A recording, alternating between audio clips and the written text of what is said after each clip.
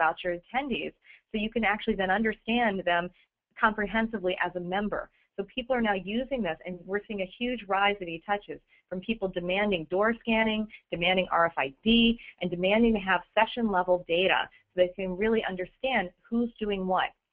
And why? Because they are thinking about an event-driven membership where they're being able to study members at a particular event. Then there's a whole new thing coming. Again, other trends, extreme networking mini events.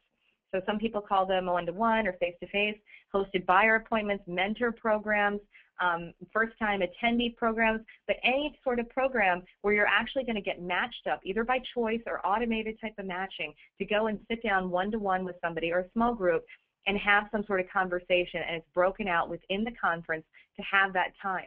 What's fascinating about that is you can now say who chose to meet with whom, as well as how did people get auto-matched based on criteria that they perhaps input during registration. That type of extreme networking where I now, as an association, am becoming a facilitator to connect people based on information, that is a differentiator, huge differentiator that only the association can do. LinkedIn can't really do that for you and then deliver the experience, but you can.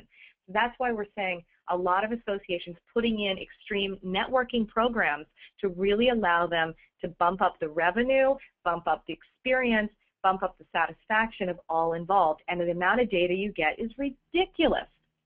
And we'll see that in just a second. What about, lastly, kind of the other components that go along with it? Most associations now, as part of their annual meeting or their events, have a charitable component within it. So that means that they have perhaps partnered with a charity in the local community. Here's a Build a Bike. This is a very popular one to add on. What about all the people who have voluntarily decided that they want to add that to their experience at the conference, and they've paid the extra $35 to go to the Build a Bike, et cetera, and donated their time? Certainly, that information is critical to know in understanding who they are as a human being. And if we can use that strategically and understanding and providing now information in a compelling way and new offers to them, and then adding perhaps the right content again through the magazine, through the event, through et cetera, that becomes something that is then very much valued.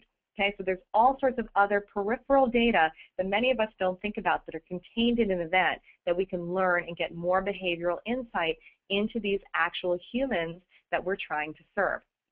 So I just wanted to say, last thing, we were talking about the extreme networking and the amount of data you can now get out. This is my only little product piece of this, I swear.